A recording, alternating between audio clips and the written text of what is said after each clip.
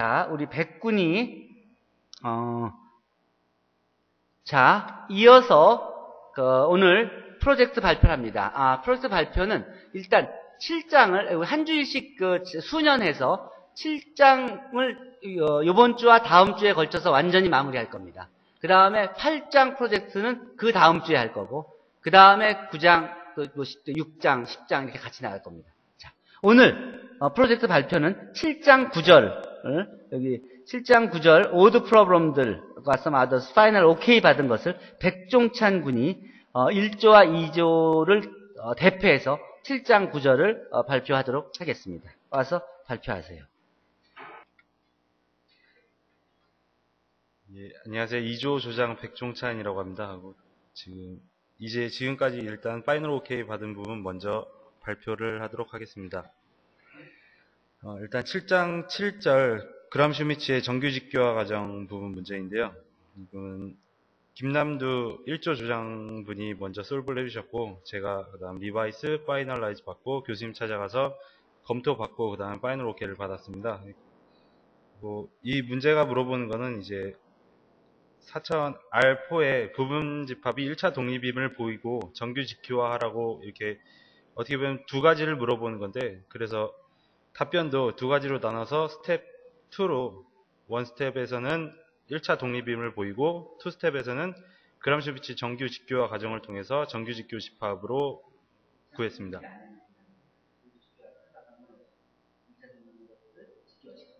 예.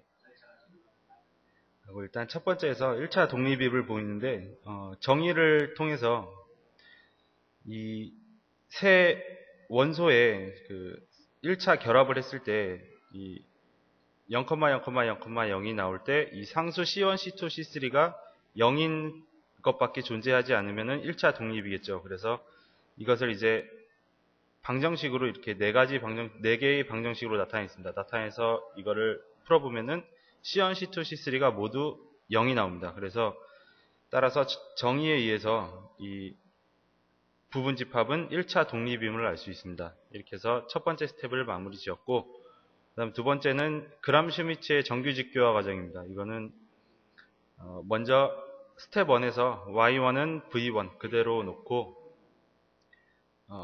그대로 교재에 있는 스텝대로 따라서 문제를 푼 겁니다. 이거는 첫 번째로 직교화 과정을 먼저 이렇게 하고, 그 다음에 정규화 과정을 통해서 최종적으로 정규 직교화 과정을 얻었는데, 여기서 사용된 거는 프로젝션 정사형을 통해서, 그러니까 Y1이 생성하는 부분 공간 W1에 V2를 정사형시켜서 그거를 통해서 이제 직교가 되는 벡터로 변환시키는 과정을 통해서 직교화하는 과정입니다. 그리고 그 뒤에 이제 직교화가 된 이 원소들을 다시 노름으로 나눠줘서 정규화를 하는 과정입니다. 그래서 결국 정규 직교화 과정이 이렇게 해서 마무리되었습니다.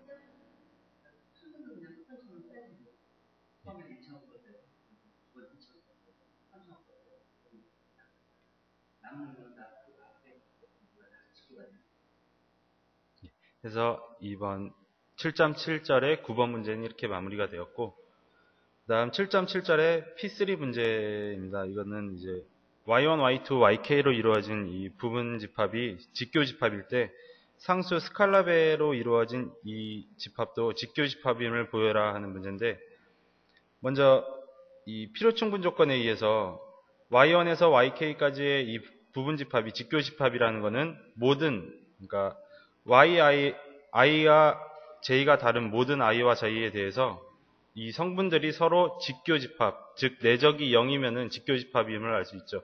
이것은 필요충분 조건에 의해서 이 내적이 0이라는 것을 보이면은 바로 직교 집합이라는 것도 보일 수 있기 때문에, 이 스칼라베가 된 C1, Y1부터 CK, YK로 이루어진 집합이 직교 집합임을 보이기 위해서 이 서로 다른 CI, YI와 CJ, YJ가 모든 I와 J에 대해서 서로 직교이면은 바로 직교 집합임을 보일 수 있습니다. 따라서 이 CI, YI와 CJ, YJ가 직교 집합임을 보이는데요. 여기서 이제 내적이 0인 것을 이용해서 보였습니다. 내적을 통해서 이런 내적의 스칼라곱 성질에 의해서 스칼라 곱을 먼저 하고 그 다음 내적을 통해 계산할 수 있고요. 여기서 이제 가정에 의해서 y1에서 yk가 직교집합이기 때문에 이 yi 내적 yj는 0이 됩니다. 직교이기 때문에. 따라서 이 0에다가 스칼라를 곱한 것도 결국 0이 되겠죠. 그래서 ci yi 내적 cj yj가 결국 0이 됩니다. 따라서 이것은 결국 ci yi와 cj yj가 직교임을 나타내죠. 따라서 필요충분 조건에 의해서 ci yi부터 ck yk까지 이 부분집합도 직교집합임을 알 수 있었습니다. 이렇게 해서 P3 문제까지 마무리를 하였고, 그 다음 7.9절 문제를 이제 홀수번을 다 파이널 OK를 받아서 이거를 발표하겠습니다.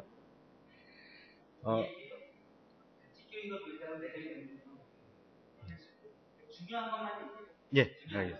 이걸 보려면 이것만 보면 된다. 예. 그래서 이거는 이렇게 보였다. 무엇을 이렇게 생각해서 하는 게 오히려 이해가 많이 많아지면 예. 오히려 혼돈이 예, 알겠습니다. 정확하게 예. 포인트만 7.9절의 1번 문제를 보겠습니다. 순서 기저 알파가 V1, V2로 이루어질 때 좌표 벡터 알파 기저에 관한 W의 좌표 벡터를 구하라인데, 이것도 마찬가지로 정의를 이용했는데, 이 1차 결합으로 나타냈을 때 상수로 이루어진 좌표가 결국 알파 기저에 관한 좌표 벡터가 되겠죠. 그래서 정의를 이용해서 이렇게 풀었고, 이 문제는 이제 4차 순서 기저로 문제가 변형되어서 문제를 푸는 거고, 이걸 이제 일반화시켜서 생각해보면 일반적으로 이게 다 지금 표준 기저잖아요. 표준 기저에 관한 좌표 벡터나 표준 기저로의 기저 변화는 결국 벡터 그 자신과 같다는 것을 알 수 있습니다. 그래서 일반화시켜서 이런 점도 생각해 볼 수 있었습니다. 이 표현을 이런 벡터가 들어간다면 개수들만 갖고 만들어지는 게 열리가 개수로서 개수. 열리가 개수가 얼마큼 중요한지 알겠죠? 예. 저게 뭐예요? 저게 뭐냐면 좌표 변화입니다. 축이동 같은 거죠. XY 축이 여러분 직교 작품을 말잖아. 시너지 작품에서 표현할 수 있잖아. 그게 바로 이 기저에 대해서 표현이 가능해지는 거예요. 이런 삐그러진 축에서 이거를 굉장히 간단한 거예요. 여기까지만 보면 돼요. 네, 다음 7.9절의 3번 문제인데, 이 3번 문제가 물어보는 앞에 거랑 거의 같은 문제라고 볼 수 있는데, 이 베타가 표준 기저가 아니라는 점에서 좀 틀립니다. 이거는 이제 같이 마찬가지로 베타 기저에 관한 표준 기저 좌표 벡터를 구하는 건데, 마찬가지로 상수 개수로 이루어진 좌표를 구하기 위해서 결국 같은 연립방 정식이 나오는데, 이건 이제 표준 기저가 아니기 때문에 연립방 정식을 풀어야 되는데, 좀 더 쉽게 풀기 위해서 행렬로 표현을 해서 풀었습니다. 그래서 역행렬을 곱해서 풀었고, 뭐 푸는 방법은 RREF를 구해서 푸는 방법도 있고, 뭐 카머스 룰에 의해서 구하는 방법도 있고 많이 있는 것 같은데, 가장 쉬운 방법이 이거라고 생각해서 행렬, 역행렬을 곱해서 좌표 벡터를 저렇게 바꾸는 게 어떤 의미가 있는 거냐면요. 여러분들이 이렇게 끼우러진 축에서 이렇게 계산하려고 하면 계속 복잡해지잖아. 그렇죠? 근데 그걸 직교좌표로 바꿔놓으면 여러분들이 계속 풀려면 그것만 했잖아. 그러니까 직교좌표를 딱 바꿔놓고 딱 우리가 마음에 드는 답을 해놓은 다음에 그 이전에 배운 지식을 이용해서 쭉 계산하면 되는 거죠. 그러니까 언제나 실제로는 다 그거를 이용해 프로그램도 다 그렇게 짜여 있으니까 다 그걸 돌리는 거예요. 그러니까 실제 사회 문제는 그렇지 않거든. 그거를 이 문제를 틀로 맞추는 거예요. 그게 수학을 배운 사람이 할 일이에요. 그게 대학에서 배우는 거예요. 고등학교 2회 아래에서 배운 것은 딱 정형인 것만 배우는 거고, 대학에서 배우는 것이 실제 상황과 그 실제를 지금까지 배운 그 정형 문제로 바꾸는 거. 그걸 배우려면 머리를 좀 써야 된다고. 그러니까 대학 때는 그 머리를 쓰는 거를 배워요. 그러니까 이게 그런 그 머리를 쓰기 위한 기초적인 테크닉들이에요. 이론이 돼야 돼요. 그러니까 지금 배울 이유들이 다 있어요. 예. 결국 좌표 벡터를 구하는 건 연립방 정식을 푸는 것 같다고 생각해 볼 수 있습니다. 하고 다음 문제도 5번 문제인데, 5번 문제는 x 플러스 y의 베타 기저에 관한 좌표 벡터를 구하는 건데, 책에 나와 있는데 이거는 이제 분배 법칙 같이 이렇게 나누어서 계산을 해볼 수 있습니다. 따라서 이것도 차원을 좀 늘려서 문제를 새롭게 바꿔서 풀었는데, 뭐 간단하게 나누어서 더해서 바로 베타 기저에 관한 x 플러스 y에 관한 좌표 벡터를 구할 수 있습니다. 네. 다음 7.9절의 7번 문제인데,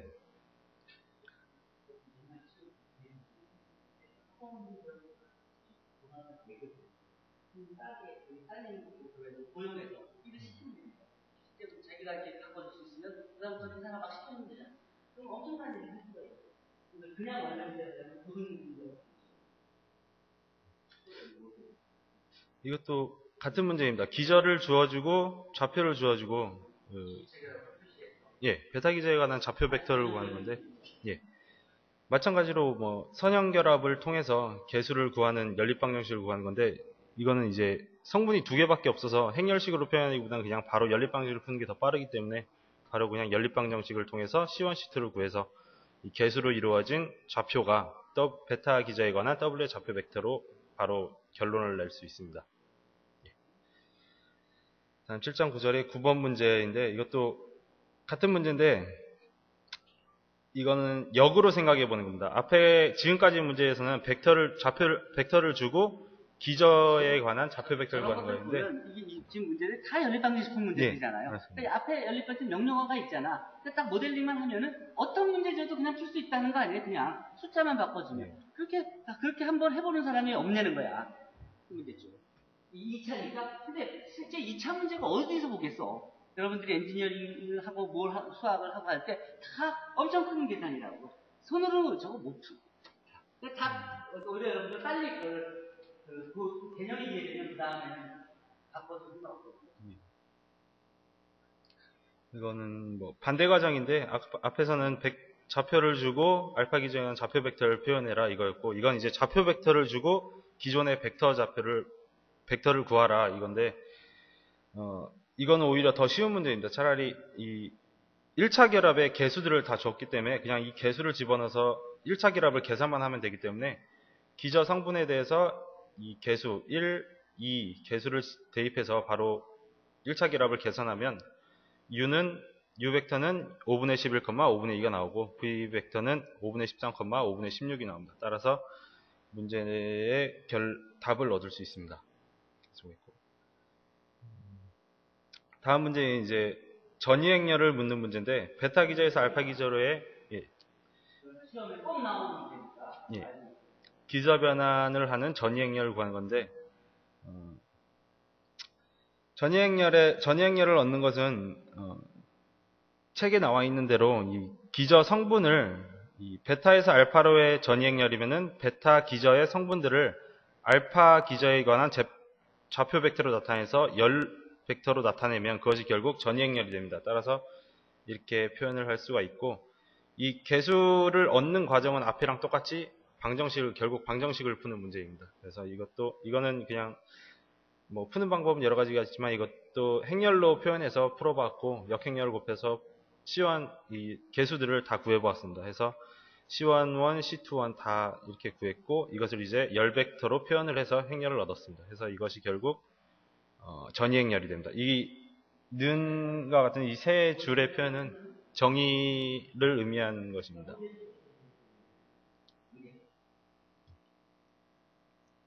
다음 12번 문제인데 이것도 앞에와 같은 문제입니다. 알파 기저에서 베타 기저로의 전이행렬을 구하여라. 같은 문제로 개수를 구하면은 바로 열 벡터로 표현해서 전이행렬을 얻을 수 있습니다.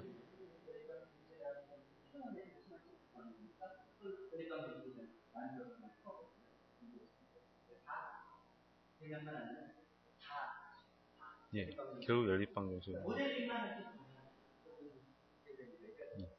실제 문제, 사회 문제 99.9%가 연립방정식 문제로 바뀌어서 풀려요. 99.9%. 그러니까 비선형의 문제도 다 선형화되면 다 A의 픽을 B로 바뀌어서 거기서 답을 구해서 그 답을 이 원래 문제에 어떻게 적용되느냐 푸는 건 다 연립방정식 푸는 거예요. 사이즈가 커지는 거예요. 굉장히 중요한 거예요. 다음 이제 13번 문제는 이제 전이행렬을 이용해서 기저 변환이 된 좌표 벡터를 구하라는데 그냥 선형 변환과 마찬가지로 선형 변환에서 표준행렬을 곱해서 그 선형 변환을 얻어온 것처럼 마찬가지로 기저 변환도 전이행렬을 곱하면 바로 변환된 기저의 좌표 벡터를 얻을 수 있기 때문에 알파 기전의 좌표 벡터의 전이행렬을 곱하면 바로 베타 기저에 관한 좌표 벡터를 얻을 수 있습니다. 따라서 이게 원래 앞 문제하고 연결이 되는 문제인데, 그래서 앞 문제에서 이 전이행렬을 구했고, 그 다음 문제에서 이제 베타 기저에 관한 좌표 벡터를 구하는 건데, 이 전이행렬을 바로 곱해주면은 베타의 기저에 관한 좌표 벡터를 구할 수 있어서 이렇게 그 행렬로 표현해서 곱해서 그 답을 얻을 수 있었습니다.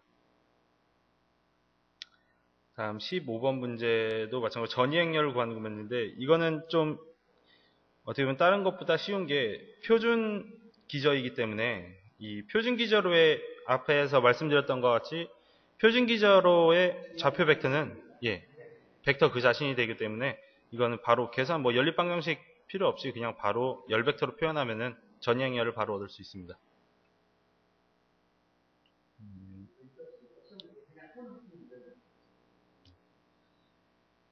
다음 문제도 13번 이 전전 문제랑 같이 전이행렬을 통해서 이제 변환된 좌표 벡터를 얻으라 이건데, 이것도 결국 그냥 전이행렬만 곱해주면 됩니다. 따라서 전이행렬 곱하기 이 벡터를 곱해서 기저 변환된 좌표 벡터를 얻을 수 있습니다.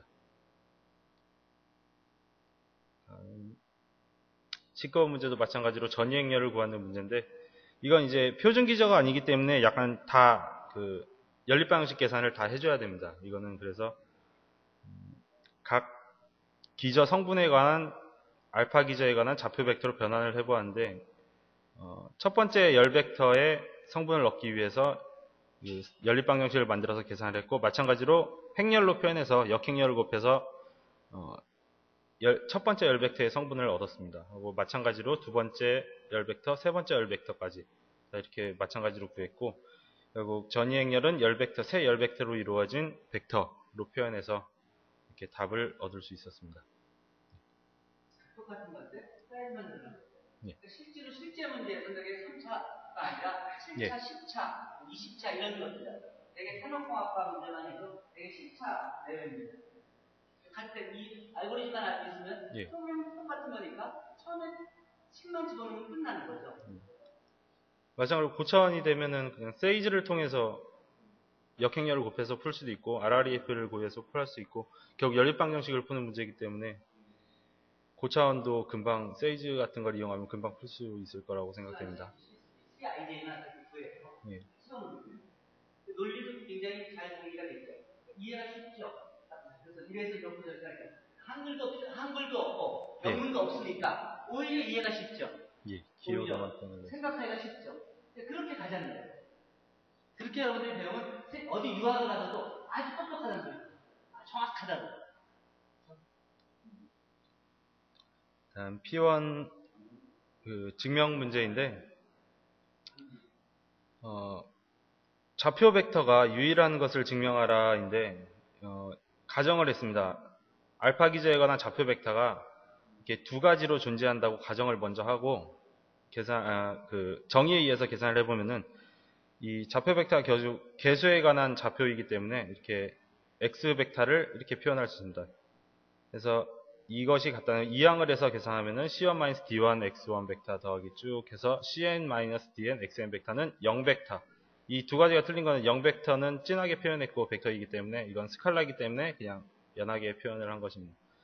그래서 c1-d1은 결국 c1은 d1, c2는 d2 쭉 해서 cn은 dn 이렇게 나오죠. 결국엔 c1, d1 다 같기 때문에 결국 이 좌표가 두 가지가 아니고 결국 같은 하나라는 것, 즉 유일한다는 것을 증명하였습니다.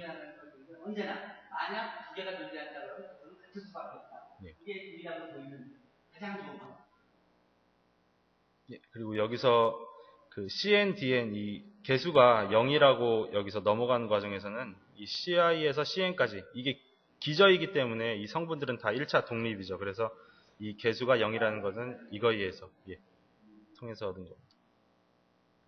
다음 P3 문제에서는 전이행렬을 주어주고, 이번엔 마찬가지로 역과정으로 전이행렬을 주어주고 그 다음에 집합 베타 기저를 구하라 이건데,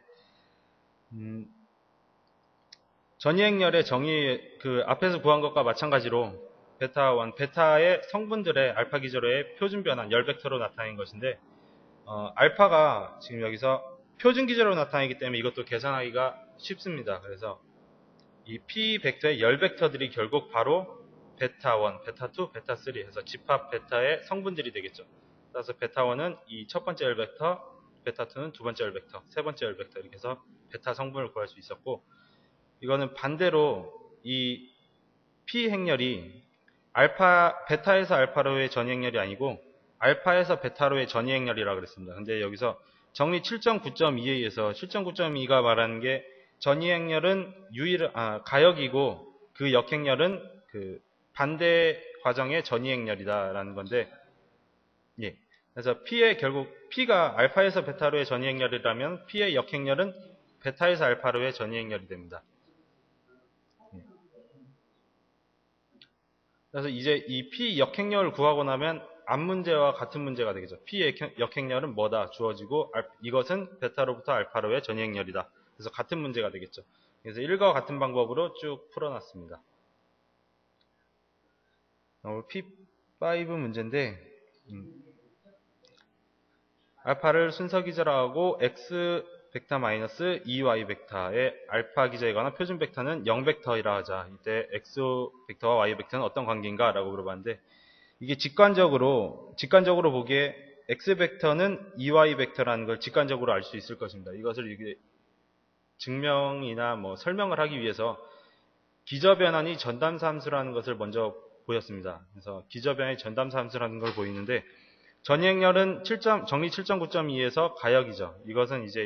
이거라면은 이제 전이행렬은 열벡터들과 행벡터들은 1차 독립입니다. 왜냐하면 가역은 디터미넌트가 0이 아니기 때문에 열벡터들과 행벡터들은 1차 독립인 걸 알 수 있고, 이거는 이제 기저변환은 전담사 함수라는 걸 의미하는데, 이거는 정리 6.3.4를 이용했는데, 정리 6.3.4는 기저변환이 아니고 선형변환에 관한 정리인데, 기저변환도 선형변환으로 생각해 볼 수 있고, 전이행렬은 그에 따른 표준행렬에 대응시켜서 생각해 볼 수 있기 때문에 정리 6.3.4를 기저변환에 바로 적용하였습니다. 그래서 기저변환이 전담사 함수라는 것을 증명하였고,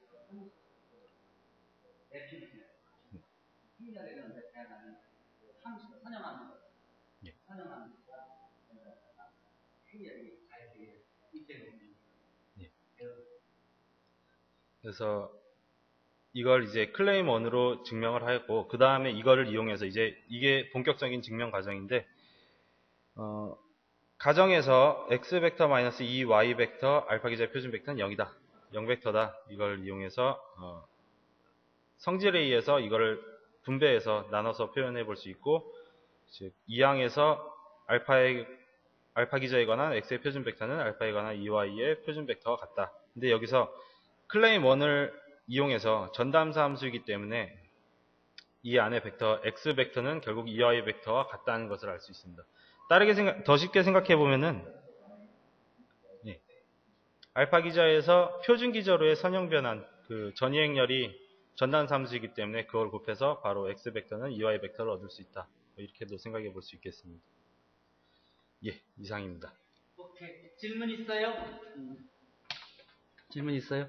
어저께부터 많이 깔끔해졌네. 이게 정리해 놓고 나니까 훨씬 본인도 이해가 쉽죠. 그러니까 본인이 이해가 되기 쉬울 뿐더러 남한테 설명하기가 좋죠.